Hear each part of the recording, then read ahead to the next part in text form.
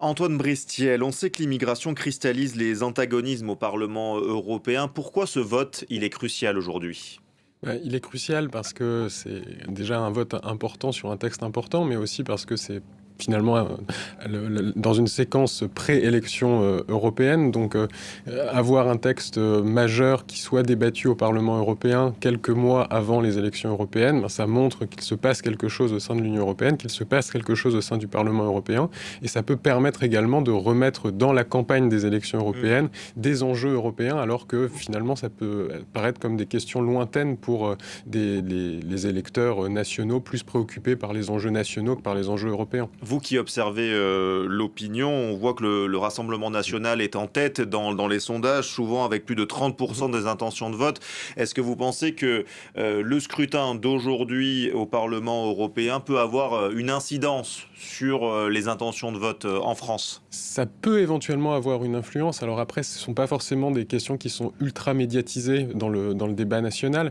Néanmoins, ce que l'on voit en effet, c'est que vous avez le Rassemblement national qui serait autour de 32% à l'heure actuelle. Vous avez également Reconquête qui est autour de 6%. Donc ça fait 38% pour le bloc d'extrême droite. Et on sait que les questions culturelles, les questions migratoires sont extrêmement importantes pour le vote en faveur de ces partis d'extrême droite. Donc de remettre à l'agenda ces questions-là, ça peut effectivement avoir un effet d'entraînement sur les partis d'extrême droite. Il y a clairement une montée des populismes en Europe. Un tel niveau de l'extrême droite, c'est inédit selon vous? C'est assez inédit en effet parce que c'est pas un phénomène qui est propre à la France. On voit que dans plusieurs pays européens, vous avez ce phénomène à la fois au niveau national et à la fois dans les prévisions d'intention de vote pour les élections européennes de ces partis d'extrême droite avec des scores extrêmement importants. Donc oui, c'est assez préoccupant de pouvoir de constater cela à l'heure actuelle et de voir le Rassemblement national en France à des niveaux aussi hauts à quelques mois de la campagne. C'est quand même extrêmement préoccupant. 32% d'intention de vote quand vous voyez que la candidate de Renaissance seconde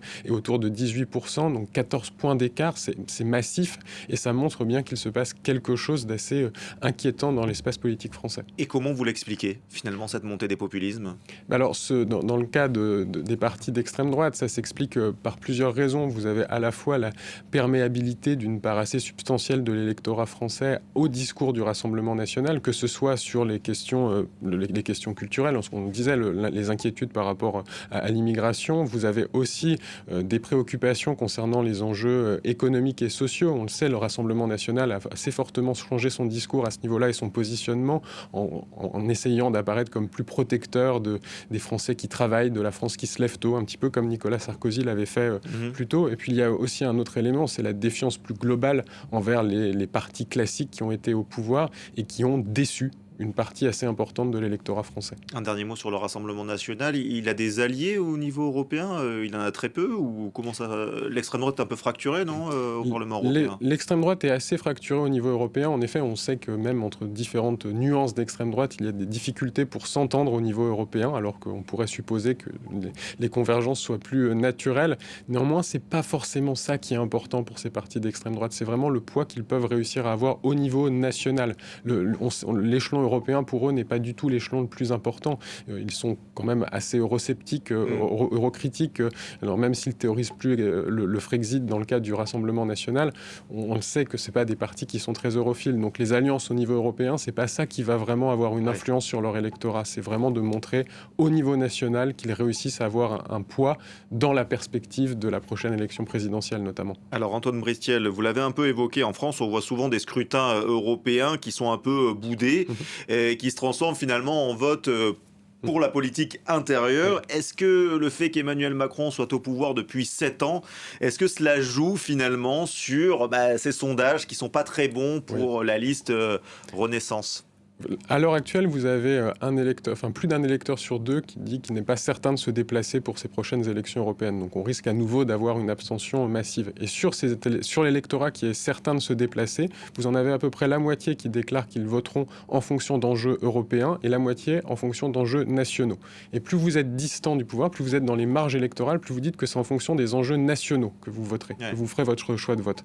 Donc le risque pour Emmanuel Macron, c'est en effet que ça apparaisse comme que ces élections apparaissent apparaisse comme un référendum anti-Macron. On le sait, c'est un peu la seule grande élection de mi-mandat que l'on a.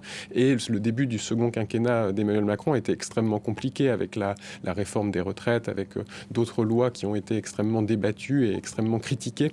Donc c'est le risque pour le gouvernement et pour le pouvoir à l'heure actuelle de voir ces élections européennes se transformer en référendum contre Emmanuel Macron. À la Fondation Jean Jaurès, je sais que vous avez un peu analysé la porosité finalement du vote, notamment le vote macroniste, et on assiste peut-être à une percée, en tout cas à un frémissement autour de la candidature de Raphaël Glucksmann, donc qui représente le Parti socialiste associé à Place Publique, si je ne me trompe pas.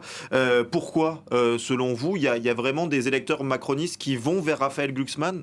Bien, disons qu'en 2017, Emmanuel Macron avait construit son positionnement comme étant et de droite et de gauche. Le fameux en même temps. C'était le fameux en même temps. C'était les deux jambes du macronisme. Et ce qui est certain, c'est qu'il y a eu un déplacement à droite, en tout cas le sentiment d'un déplacement à droite du macronisme, notamment avec les lois qui ont été votées ou tentées d'être votées dans ce début de second quinquennat. Et donc, la partie de centre-gauche de l'électorat d'Emmanuel Macron est extrêmement déçue par ce que le président a pu faire, que ce soit sur les questions économiques, que ce soit sur les questions culturelles. La réforme des retraites. La réforme des retraites également, la tentative enfin, tout ce qui s'est passé autour de la loi immigration. Donc derrière, cette déception qu'il peut y avoir chez cet électorat de centre-gauche entraîne une certaine mutation de l'électorat, un certain transfert de voix vers la candidature de Raphaël Glucksmann, qui apparaît comme étant un candidat assez classique de centre-gauche et qui peut séduire cette partie de l'électorat. Et qui prend aussi des votes chez Jean-Luc Mélenchon, peut-être, qui incarne une gauche un peu trop radicale? Tout à fait. C'est ce que l'on constate à l'heure actuelle, c'est que la candidature de Raphaël Glucksmann, elle se construit à la fois à peu près sur un tiers les électeurs de Raphaël Glucksmann seraient des électeurs d'Emmanuel Macron de 2022 et à un tiers des électeurs de Jean-Luc Mélenchon. Et les transferts de voix d'Emmanuel Macron vers Raphaël Glucksmann se font sur les questions nationales, sur cette déception, sur ce que l'on évoquait à l'instant. Alors que les transferts de voix de Jean-Luc Mélenchon vers Raphaël Glucksmann, ça se fait plus sur une déception concernant les positionnements de la France insoumise sur les questions internationales, c'est-à-dire ce qu'il y a sur Gaza, sur l'Ukraine notamment. Et donc, voilà, c'est les deux jambes de Raphaël Glucksmann. On parlait des deux jambes d'Emmanuel Macron en 2017. Là, le positionnement de Raphaël Glucksmann, c'est en opposition à Emmanuel Macron sur les enjeux nationaux et en opposition à Jean-Luc Mélenchon sur les enjeux internationaux. Est-ce que ce n'est pas aussi un peu la faute aussi d'un bloc de gauche complètement divisé? Il y a les communistes, les insoumis, les écolos, les socialistes. Est-ce que finalement la gauche, elle se tire pas une balle dans le pied en partant aussi divisée pour ces élections? Totalement. Ce que l'on sait, c'est que pour beaucoup d'électeurs de gauche, la création de la NUPES en 2022, ça avait suscité un espoir assez important. Enfin, la gauche réussissait à s'unir. C'était une demande d'une large partie de l'électorat de gauche qui avait réussi à aboutir à quelque chose de concret en extrêmement peu de temps. Et du coup, le fait que la NUPES soit, alors peut-être pas morte définitivement, mais en tout cas en état de mort cérébrale à l'heure actuelle, c'est quand même avec une division importante. Le problème, c'est qu'ils ne pensent absolument pas pareil, en fait, sur l'Europe. Ils sont totalement antagonistes. Exactement. C'est là la problématique majeure pour la NUPES, c'est que autant sur les questions nationales, sur les enjeux économiques, sociaux, il y a une certaine entente, autant au niveau des partis qu'au niveau de l'électorat. Par contre, sur les enjeux internationaux, sur les enjeux européens, vous avez des positions qui sont assez différentes. Et le fait que l'on ait eu à la fois la guerre en Ukraine et à la fois tous les événements liés au 7 octobre, qui soient extrêmement prégnants pour les partis politiques et pour l'électorat, eh bien ça crée évidemment des divisions au sein de ce bloc de gauche et l'impossibilité de trouver une candidature commune pour ces élections européennes. En 2019, 50% d'abstention en France pour ces élections européennes. Est-ce que vous pensez, 5 ans après, que les choses vont changer? Est-ce que vous pensez qu'il y aura peut-être un frémissement, j'aime bien ce mot, dans l'électorat? Est-ce que vous pensez qu'il va se déplacer, cet électorat? Alors, je ne pense pas. En tout cas, ce que l'on voit à l'heure actuelle, c'est qu'il y a seulement 40% de l'électorat qui est certain de se déplacer. 40%. Donc, c'est à peu près des niveaux équivalents à ce que l'on constatait en 2019. Ça peut encore évoluer, évidemment, on est encore assez loin du scrutin. Mais ce qui est d'autant plus inquiétant, c'est que même chez les personnes qui sont certaines de se déplacer, une grande partie de ces personnes-là se disent pas intéressées par le scrutin. Donc, c'est une sorte de démocratie de la désillusion dans laquelle on est à l'heure actuelle. C'est-à-dire que d'un côté, une abstention qui est assez massive, et puis même chez les personnes qui disent « bon, je vais aller voter », ce sera plus finalement par devoir que par véritable entrain et par véritable conviction que quelque chose va changer.